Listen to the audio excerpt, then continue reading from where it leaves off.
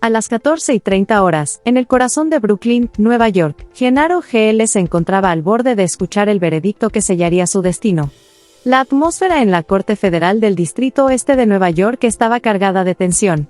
Afuera, un tumulto de manifestantes coreaba consignas y enarbolaba pancartas que no dejaban lugar a interpretaciones, exigiendo justicia para quien alguna vez fue el rostro más poderoso de la seguridad en México y extendiendo reclamos a antiguos mandatarios.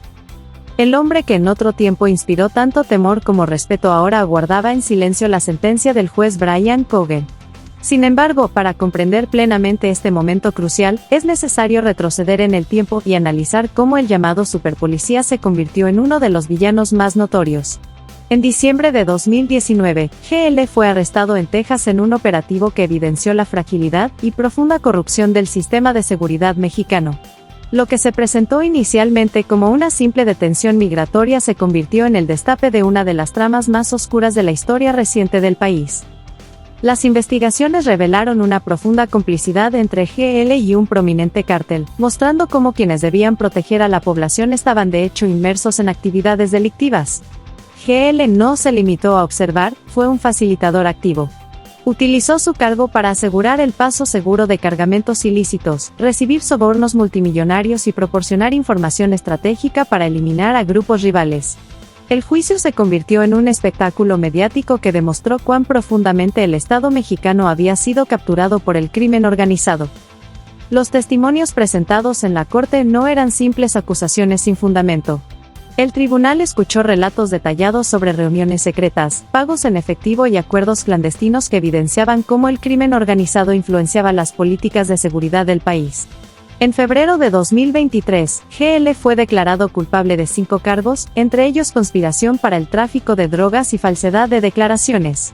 Aquello que alguna vez se desestimó como teorías conspirativas se convirtió en hechos comprobados ante la justicia estadounidense, poniendo de manifiesto la corrupción institucionalizada y deliberada. Las audiencias se extendieron durante meses, revelando cada vez más detalles sobre cómo GL utilizó su posición para favorecer a ciertos grupos criminales. Testigos describieron cómo, bajo su mandato, los operativos de seguridad se convirtieron en simples fachadas para encubrir actividades ilícitas. Se mencionaron reuniones en lujosas residencias, maletines llenos de dinero intercambiados en estacionamientos y operativos diseñados para atacar a rivales, consolidando así el dominio de ciertos grupos. Todo esto demostró cómo la ambición personal y los intereses corruptos superaban cualquier compromiso con el bienestar público. Las autoridades estadounidenses presentaron pruebas irrefutables, grabaciones, documentos y testimonios que dejaron al descubierto la traición de GL. El superpolicía había pasado de ser un supuesto defensor de la ley a un arquitecto del caos, utilizando el aparato del Estado para facilitar actividades criminales a gran escala. A medida que se acercaba el día de la sentencia, las emociones se desbordaban. La última carta de GL al juez Cogan fue un intento desesperado de ganarse un ápice de compasión, presentándose casi como una víctima de las circunstancias. Sin embargo, este intento contrastaba drásticamente con el inmenso daño causado por sus acciones. Las palabras de GL no conmovieron a quienes buscaban justicia. Para muchos, la clemencia no tenía lugar, el daño causado por sus alianzas con el crimen era demasiado profundo. Incluso el mismo día de la sentencia, las escenas de tensión no se limitaron al interior del tribunal. Afuera, la esposa de GL, Linda Cristina Pereira, llegó acompañada de su hija y el abogado defensor, siendo recibidas con gritos de justicia, justicia.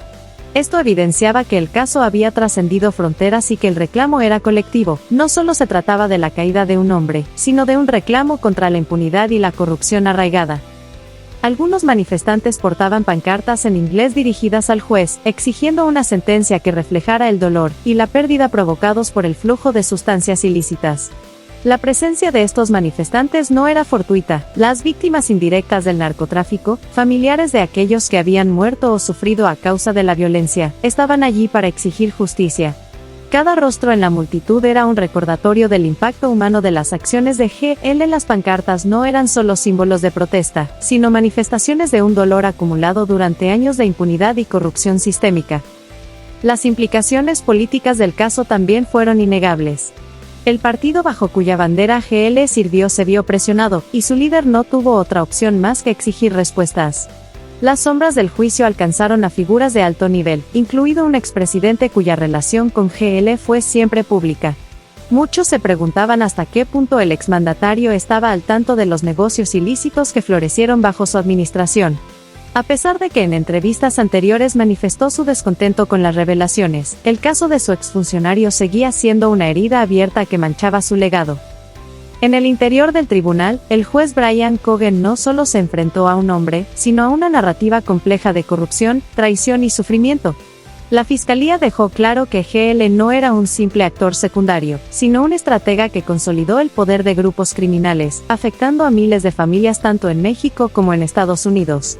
Al dictar sentencia, el juez enfatizó cómo la posición de poder de GL había exacerbado el impacto de sus crímenes, poniendo en riesgo la seguridad de dos naciones. La sentencia de 38 años no solo fue un castigo, fue un mensaje inequívoco. La justicia estadounidense dejó claro que ni el poder ni el dinero podían proteger a quienes traicionan su deber. GL, quien alguna vez ostentó el título de superpolicía, ahora se enfrentaba a la realidad de pasar el resto de su vida en una celda, sin más influencia que la de cualquier otro recluso. La sala del tribunal permaneció en un silencio sepulcral mientras se leía la sentencia, y el semblante de GL apenas cambió. Quizá ya sabía que este día llegaría, quizá era consciente de que sus acciones finalmente tendrían consecuencias. Mientras las puertas de la corte se cerraban, el eco de los gritos en las afueras se desvanecía, pero las preguntas persistían. ¿Es este el fin de la trama o el comienzo de nuevas revelaciones? La sentencia contra GL marca un hito, pero el caso sigue planteando interrogantes sobre la magnitud de la red de complicidad que alguna vez imperó en las instituciones de seguridad en México. ¿Cuántos más participaron en esta red? ¿Qué otros altos funcionarios estuvieron involucrados? La justicia había alcanzado a uno, pero el entramado de corrupción parecía mucho más profundo y complejo. La atención ahora se centraba en desentrañar esas conexiones ocultas y llevar a todos los responsables ante la justicia. La caída de GL era solo el principio, la búsqueda de la verdad apenas comenzaba.